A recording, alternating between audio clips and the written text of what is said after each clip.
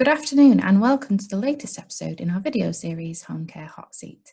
Today I'm joined by Grace Meadows, Programme Director at Music for Dementia, a charity whose mission is to make music available for everyone living with dementia. She'll be discussing the launch of the charity's new free radio station, how the organisation has supported people living with dementia through the COVID-19 pandemic, and how home care workers can incorporate music into their visits. So thanks again so much, Grace, for joining me. Really appreciate it. You must be really busy at the moment with the charity and everything that's going on. Busy, but it's really good to be talking with you. Okay, so I just wanted to start by asking about the radio station that you launched last month for people with dementia and their families. What kind of feedback have you got from people so far? We've had such lovely positive feedback. It's been quite overwhelming actually, just in terms of how people have engaged with it and found a place for it in their everyday lives.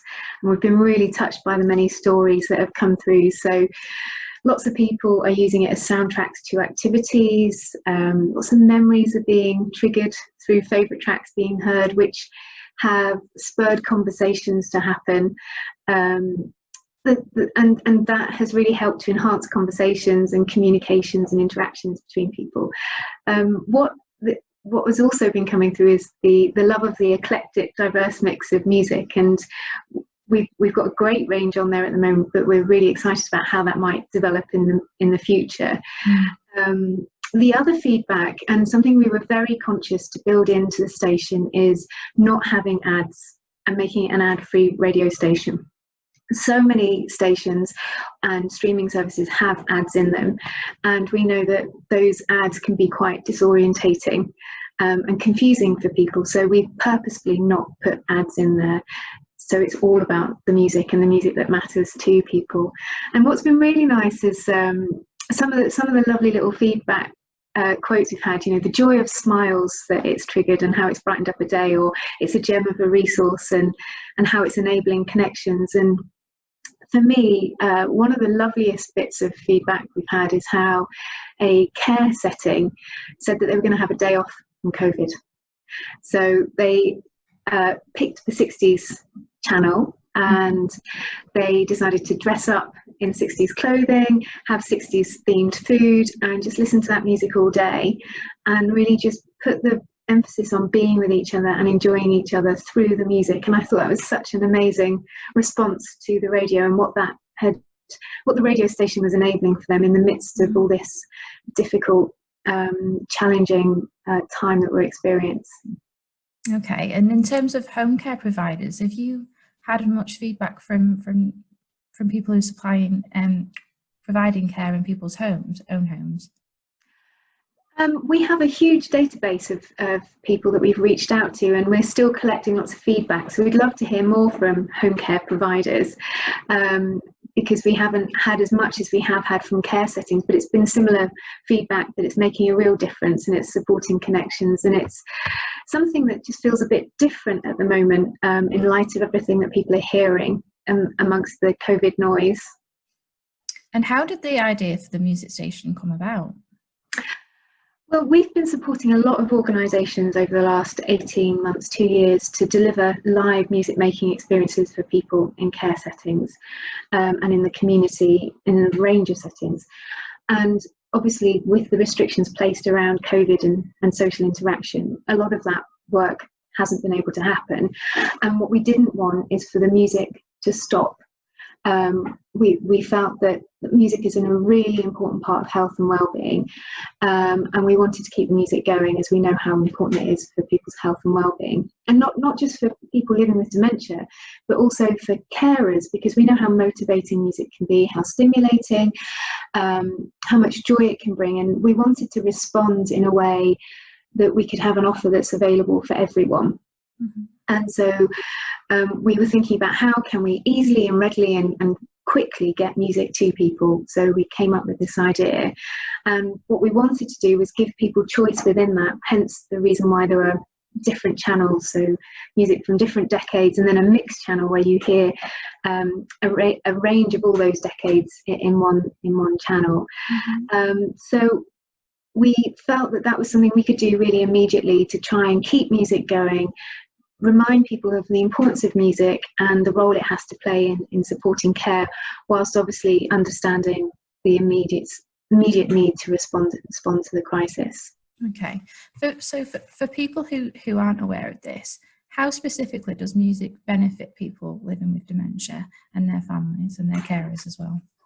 Well, music plays such an important role in our lives, regardless of whether or not you have dementia. We all have a personal connection with it, and what we found and what we know of music for people living with dementia is it's very stimulating. So it provides a focus, it provides concentration. It not only sparks memories, but it helps people to be in the here and now, which is so important when a carer says, you know, I'm struggling to make a connection with my loved one, or the person I'm caring for, or the person I'm close to. How can I connect with them? And I think that music is a really powerful way of shortcutting to providing that connection. So it might be that a favourite song is heard and that triggers a memory, but then that sparks a conversation, and that conversation is about being in the moment, present together. But we know that music also helps people communicate and express themselves. So when verbal skills have declined or fallen away, we know that words can you know, they're no longer available, or for others, you know, they may be too much in terms of expressing feelings, or they're just no longer available. So music provides another channel for people to connect through, and it provides another language, if you like, and it then can in some cases spark verbal communication skills.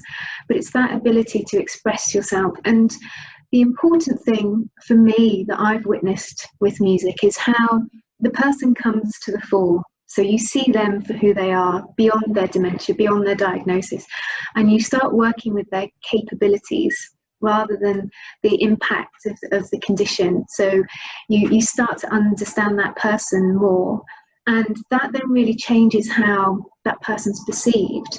So we've had many examples shared with us of how carers have absolutely changed their perception of somebody that they're working with who's living with dementia, because they've seen what they're capable of doing through the music. They've got to know them better, and it's meant that they've been able to think differently and about the relationship that they have with that person. And it just changes the quality of the interaction, and then consequently it helps improve the quality of care that the person living with dementia experiences. Okay. How are home care providers, would you say, or home care workers able to incorporate music into their daily visits, would you say? Especially when sometimes it can be quite short visits. Yeah, that's a really good question, actually. And I was thinking about this in terms of not just when the home care worker arrives, but what happens in the lead up to them arriving. And I was thinking about how helpful it can be, especially if visits can be difficult or tricky moments. The idea of putting on a track or a piece of music or a song, or even a sound of nature perhaps that relaxes or calms the person that's being cared for. Having that on is almost like queuing that person up for what's about to happen. And it might be that actually the carer has a piece of music that the home care provider has a piece of music that they love and that they share with the carer, and they establish that connection. So it sort of is like a marker, really. That music could be played before the home care provider arrives, and then you sort of set the tone for the interaction that's about to happen. But I think one of the things that can happen, especially in the limited amount of time, is that musical conversation. So it could be having 2 minutes where there's a conversation that's sparked around what music that person loves, and that music then might be played during the visit. Or it could be that the music is hummed by the carer, or it could be sung by the carer, just as a way of providing a focus or a distraction. We know that often it's not very pleasant receiving personal care, and having something to distract from that experience, or even enhance that experience or make that experience more pleasant. Music can very much do that. It can also bring humour to a moment that can feel quite awkward or embarrassing perhaps. So there's something about music setting the mood really for the interaction. And then over a series of visits, there might be songs that have emerged in the conversations that have happened around building up a playlist. So it could be that after several weeks, the carer might have a moment to put a playlist together and support with how they might then access it, whether that's online or making a mixtape or whatever it might be. But that idea that they build up a musical relationship with each other. And I think also the role of the home carer in terms of just signposting people to services and letting them know about music being an option for them in terms of something they can access to enhance their everyday. Okay. And for living carers, obviously they live with their the people they're caring for. What kind of activities do you think they could incorporate, obviously when they're visiting for a much longer period? Yeah, absolutely. Very similarly, starting off having those musical conversations and building playlists, building stories really through the music. There's a lovely piece of legacy work you can do around the soundtrack to someone's life, which is what a playlist is, but it might be that you build that out. It could involve working with other materials such as photos and other memorabilia from that person's life, that sort of putting a diary together or a reflective book, if you like. But also, we know that time, well, particularly during COVID, time's taken on quite a strange feeling. And music can be a really helpful way of putting routine back into a day that might feel a bit aimless or a bit timeless. So it could be about, okay, so in the morning we're going to put some music on and we're going to do a really simple exercise series. It might be just about stretching, but the music helps with the motivation and the stimulation to get that going. And we know that there are bits of the day, say later on around sundowning periods or going to bed, where actually it's really important to create a very safe, calm, soothing environment. And again, putting on music that might help facilitate that feeling can be really useful. And for some people who find it easy to watch screens or find it easier to watch screens, it might be about watching a streamed concert online, or even participating in some online music making at the moment, in terms of virtual choirs or singing for the brain groups, or even there are some participatory music making sessions, and it could be about using homemade instruments, but the idea that you can still interact with music even though it's still through a screen. But it can also be a way of managing a more difficult moment. So if there is a tricky moment, like a sticking point in the day, it just provides a divergence and a different focus to turn to, really, by whether it's putting on our radio station or whether it's putting on a favourite song. It just sort of resets the dial a little bit in terms of, you can get stuck in a bit of a loop, so music can get you out of that quite nicely. Okay, thank you. I'm sure our readers really appreciate those ideas, so thank you for that. So what are your thoughts on how people living with dementia in their own homes have been coping through the lockdown? I think it's been a really difficult experience. We've had, we've heard, I think we've all heard a real range of stories that it's been a very trying and difficult time for people. Dementia's isolating at the best of times, we know, for many. There's still a lot of stigma attached to it, but what we've heard is for some it's been further isolating, and that idea that we were talking about earlier, that people can feel easily forgotten because they might not feel part of a bigger network, that has been exacerbated and exaggerated. And then that's caused heightened anxiety and stress, both for the person living with dementia, and the person caring for them. I think for those who've got a strong support network around them, they might be living in more urban areas, perhaps, where they've got a closer knit network. They might have had more daily contact with people, but for those who live in more isolated circumstances, they haven't had that support. So it's been really, really challenging. It's very, very difficult period, and there've been lots of examples that people have shared to try and raise awareness of the importance of reaching out and trying to connect with people. And what we have found, though, is that those people who've tried to reach out where they can and use music, in fact, it's helped with maintaining a sense of routine and creating a shape to the day. It's been really interesting learning about technology and how important that's been for people. We know there is a bit of a digital divide for some, and where they've had access to the internet, that's really provided quite a lifeline for them. And I've heard lots of wonderful stories about how people have been reaching out to people who don't have internet access. And in fact, I was talking with the Three Nations Dementia Working Group a couple of weeks ago, and somebody had a great idea about, well, if there's a device that you're able to share with your neighbour who doesn't have a device, and you have the internet and you're able to allow them onto your internet connection, there's something there about helping open up their world for them so they can maintain have a connection. And I thought it was quite a simple, lovely idea, and in fact we've done it with our neighbours who they don't have dementia, but they've had their internet connection cut off. So we've shared our Wi-Fi connection with them, because it's been so important. People have had to use the internet to function. You know, they've had to do their online shopping, and they've had to try and make video calls to keep in contact with families. So we've heard about those lovely, innovative, very personal moments that people have just responded to in terms of trying to help people manage as best as they can right now. Mm-hmm.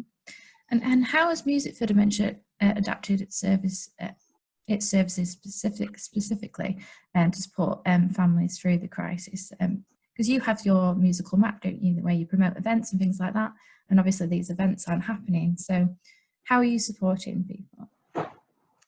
It's a great question, and it was something that we immediately turned our attention to once lockdown was announced. So that musical map that you referred to, yes, absolutely, that has been a real source of information for people in terms of finding out what's happening for them in their local areas. And it captures everything from virtual offers to in-person offers. And so we reached out to all our musical mappers, as I affectionately call them, and said, and asked them to tell us what they were doing to help adjust their services in the moment, and to contact us so that we could help them where possible in terms of adjusting their services. So we've been talking with lots of providers about how they've been able to convert their in-person offers to online offers. So there's been wonderful examples of how music therapy services have still delivered their music therapy online. There's been other services that have managed to keep their offers in person, but they've worked in collaboration with local services. So there's one service in Gloucestershire called Mindsong, where they spoke to the local dementia commissioning team, and they spoke to the police, and they set up, because of the good weather, they were able to set up music therapy services in people's gardens. So they maintained home provision. And that idea of being able to just signpost people to information about how to move their services online has been very useful. And connecting people. So for people who were getting on ahead very easily with online offers, perhaps because they were already offering them, linking them up with those who wanted to move into that territory. Right. Okay. That was a really important part of what we were trying to do. And then the idea that we could help collate some of the information into a really easy format with our musical guide to give people ideas of how to be using music. So everything from people at home using music to how people might use it in settings. And telling the story. We found telling people's stories was really important, so that people were encouraged to think, oh, actually I can still use music, I can do that, or I didn't know about that group going online. So I think that's why the musical map's been really important. And then of course launching the radio so that people can listen wherever they are. Okay. And you launched the Music for Dementia campaign in, is it January 2019? I've got that right. Yes, that's right. Yeah. With the aim to make music available for everyone living with dementia. What progress have you made with that so far, and how far are you away from reaching that goal, that 2020 goal? That's a fantastic question, and we've been doing a lot of work recently because of COVID, like so many campaigns and charities and organisations, we've been reassessing what we can achieve for the rest of this year, and looking at our original ambition and thinking, can we realise that? And the radio was a really important step to that, in terms of being able to make music freely and readily available. But in terms of progress, I feel that we've made great strides in raising the awareness and understanding of just how important music is for people living with dementia. When we conducted the Commission report in 2017, we learned that the ecosystem, if you like, around music and dementia was quite fragmented. It was a bit disjointed. There was great practice here, but not so much great practice over here.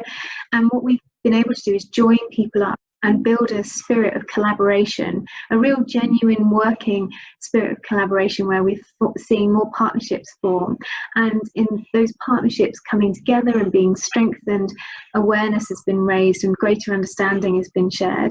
And of course, national campaigns that we've conducted have really brought music and dementia into the narrative around what good dementia care looks like. And I think the other thing that's happened is we've, as I was saying, is joining those connections, but not just at a local level, but also at a national level. So we have a great range of national bodies that we work with. So the National Care Forum, Care England, NHS, CQC, those kind of influential bodies who can really help amplify our message for us. That's been so valuable.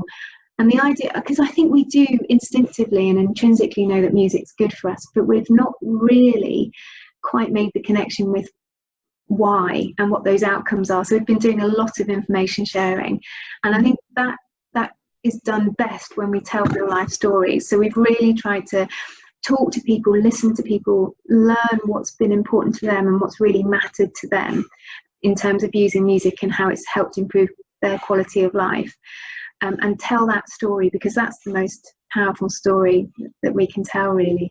And then clarity and cohesion, I think that's the other thing, leading the call and spurring into action. We can't do this in isolation, and which is why support from all quarters is welcome. And in fact, last year we launched a musical care task force, and with the idea that people make a musical pledge to make music a part of the care that they provide.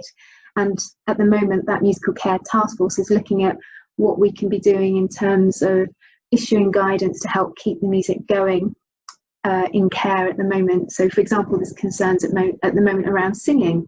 So we're looking at producing and issuing guidance around how you can sing safely and how you can use musical instruments safely during this COVID period. And you had BBC presenter Lauren Laverne became an ambassador for the charity last year. How has she helped shape the campaign?